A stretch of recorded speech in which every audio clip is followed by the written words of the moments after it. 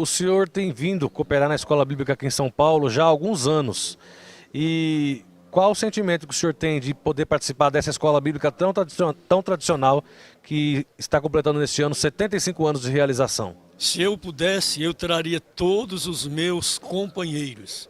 Nós temos 609 pastores e junto com os evangelistas, eu traria todos eles para essa escola bíblica aqui. Estes 609 que o senhor diz na Assembleia de Deus da Paraíba ou em João Pessoa ou em todo o estado da Paraíba? Não, em todo o estado. Todo o estado. Em todo o estado. Mas eu gostaria de trazê-los para eles verem, ouvirem, aprenderem e levarem o ensinamento para as igrejas onde estão trabalhando. Mas eu louvo a Deus porque sempre que venho, eu peço por gentileza aos meus pastores, pastor José Wellington e ao pastor Wellington Costa Júnior, que me dê pelo menos 20 apostilas e eu levo e distribuo com os obreiros. Você não pôde ir, mas eu trouxe alguma coisa para você aproveitar e ministrar para os nossos filhos, nossos crentes, nossos irmãos. Pastor, o senhor completou 70 anos, não é?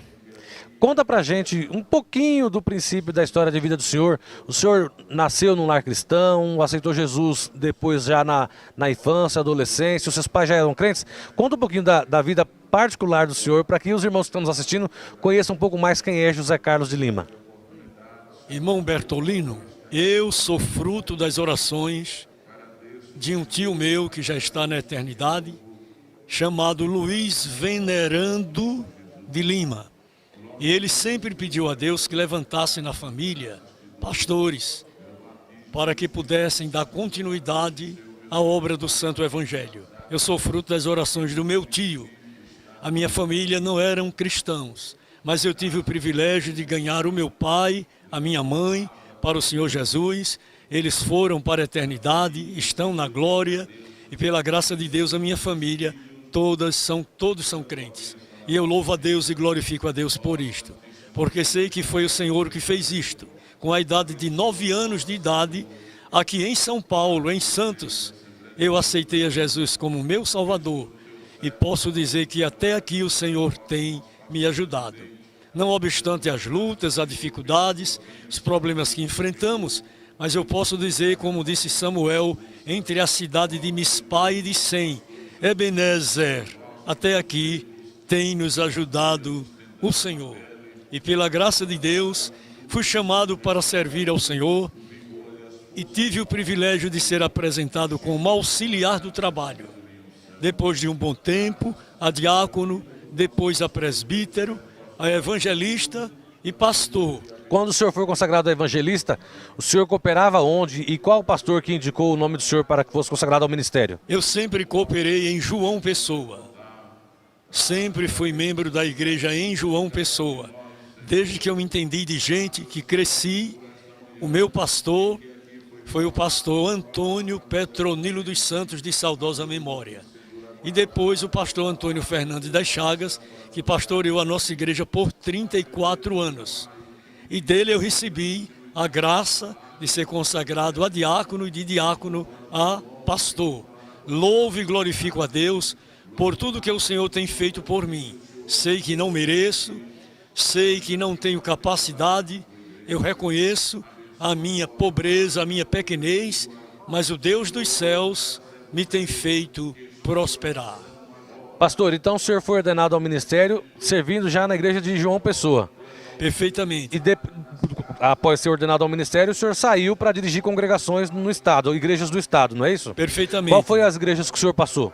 Eu trabalhei na cidade de Juripiranga. Foi a primeira igreja, Juripiranga? A primeira igreja, que quer dizer ave que canta, Juripiranga.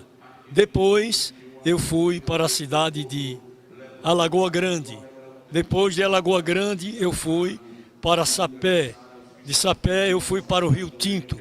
Do Rio Tinto eu fui para Cajazeiras. De Cajazeiras voltei para Sapé.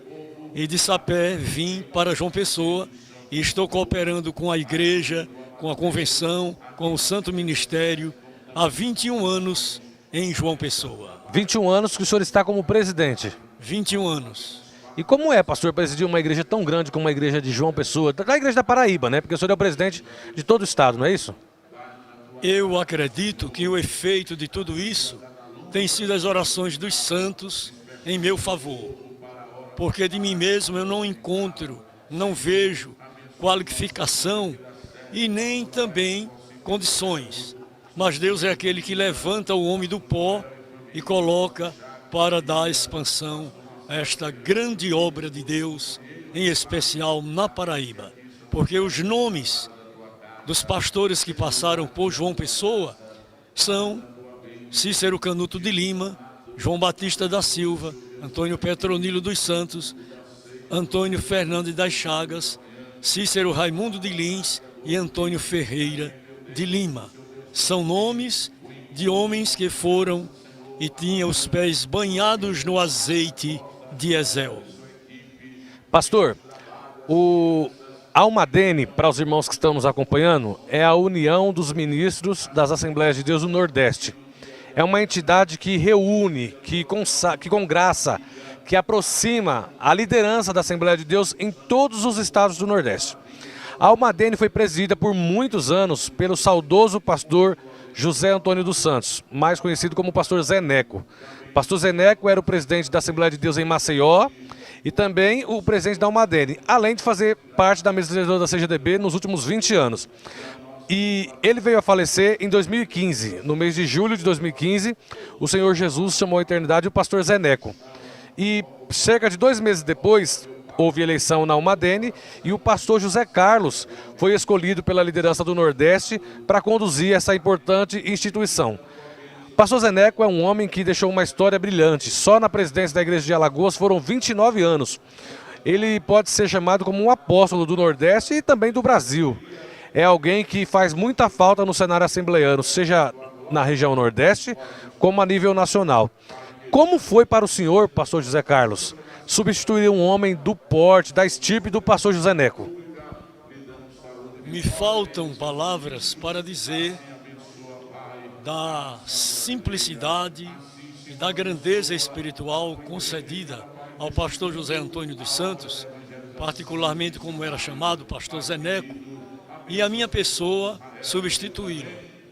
Eu fico às vezes até a pensar que eu não o substituí, eu estou dando continuidade a um grande trabalho que por ele foi conduzido durante 14 anos. Eu louvo e glorifico a Deus pelos companheiros que fazem a Almadene, eles me suportarem como pastor da Almadene. Eu quero aproveitar esse momento, mandar um abraço para nossa querida irmã Francisquinha, esposa do pastor, viúva do saudoso pastor José Neco, pastor Joab, irmã Geilza e toda a família da nossa igreja lá em Alagoas. Pastor, em abril, além de cumular as funções de presidente da igreja na Paraíba, da Convenção da Paraíba da Almadene, o senhor foi eleito por aclamação como segundo vice-presidente da CGDB. Eleito por aclamação porque não houve uma outra chapa concorrente com a chapa liderada pelo pastor José Wellington Costa Júnior. Nós já ouvimos do senhor que o senhor não tinha pretensão de ocupar nenhum cargo na CGDB. O senhor não tinha interesse. E quando recebeu o convite, o senhor inclusive falou para o pastor presidente que não tinha capacidade para essa função. Perfeitamente. Mas através de uma revelação que Deus deu à sua filha e a confirmação que Deus deu ao senhor, o senhor aceitou ocupar essa vaga tão importante na nossa estrutura maior que é a CGDB. Como foi para o senhor receber essa função do pastor Wellington Júnior e como está sendo esses primeiros meses como um dos diretores da Convenção Geral?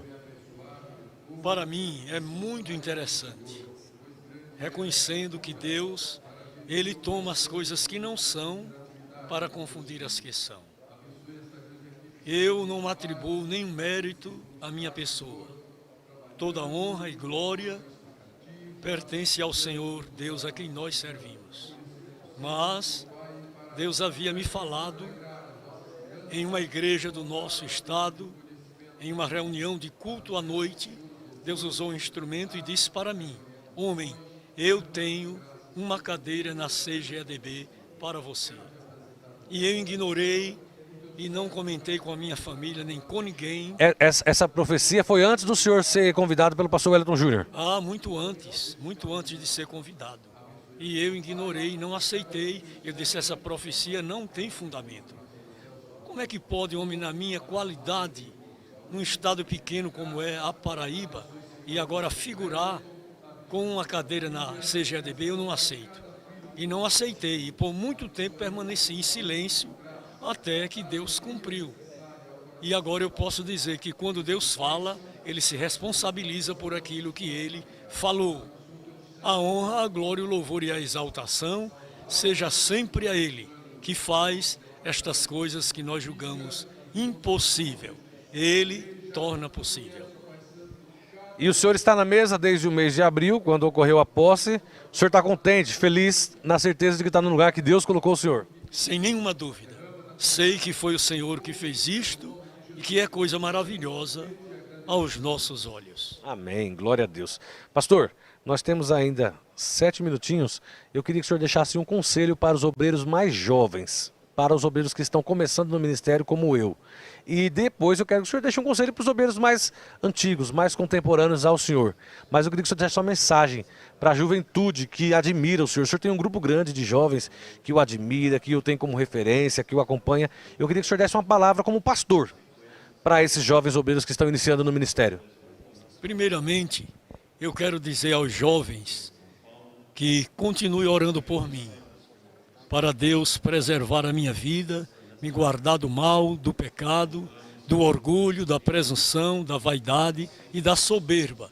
Porque são coisas que assaltam, atacam os mais novos, principalmente quando eles veem alguém despontar, alguém ser elevado, alguém ser considerado. Eu aconselho aos jovens que eles sejam firmes e constantes, e sempre abundantes na obra do Senhor, porque o nosso trabalho, por certo, terá uma recompensa. Não convém se adiantar, não convém ficar pedindo a ninguém, me apresente, faça por mim, me indique. Deixe que Deus... Aquele que é chamado, Deus faz questão de mostrar, né, pastor? Ah, sem dúvida. Ele manda buscar onde tiver. Ele faz sempre assim, como fez comigo e com muitos outros pastores que têm a minha idade e mais idade avançada do que a nossa. Então eu aconselho aos jovens, permaneçam firmes, servindo ao Senhor, obedecendo a sua liderança, caminhando nos trabalhos de oração e em especial nos cultos de instrução da palavra de Deus. Sendo assim, vocês serão bem-sucedidos. Eu não digo que vocês terão sucesso, porque sucesso não tem na nossa Bíblia. Diz que nós seremos bem-sucedidos. Deus continue abençoando a nossa juventude, os nossos pastores mais novos, porque o que Deus tem para cada um, Ele há de cumprir literalmente. Pastor, o senhor tem 70 anos, como eu disse, e está em plena atividade, dirigindo uma grande igreja, presidindo convenção, presidindo a Almadene. E nós temos, às vezes, alguns pastores mais velhos que desanimam, querem parar. A igreja se modernizou um pouco, a igreja cresceu, se desenvolveu, e ele acaba às vezes achando que não serve mais. E a gente vê que não é assim, porque nós temos o senhor no auge dos seus 70 anos, na frente de uma igreja em plena atividade. Nós temos o pastor José Wellington aqui com 87 anos, em plena atividade. E temos outros pastores que estão liderando grandes igrejas e felizes, são amados pela juventude, respeitados pelos mais velhos. Queria que o senhor deixasse também uma palavra para os obreiros mais velhos, contemporâneos ao senhor, 60, 70, 50 anos. Irmão Bertolino, o ministério é dádiva de Deus. É Deus quem dá pastores à sua igreja.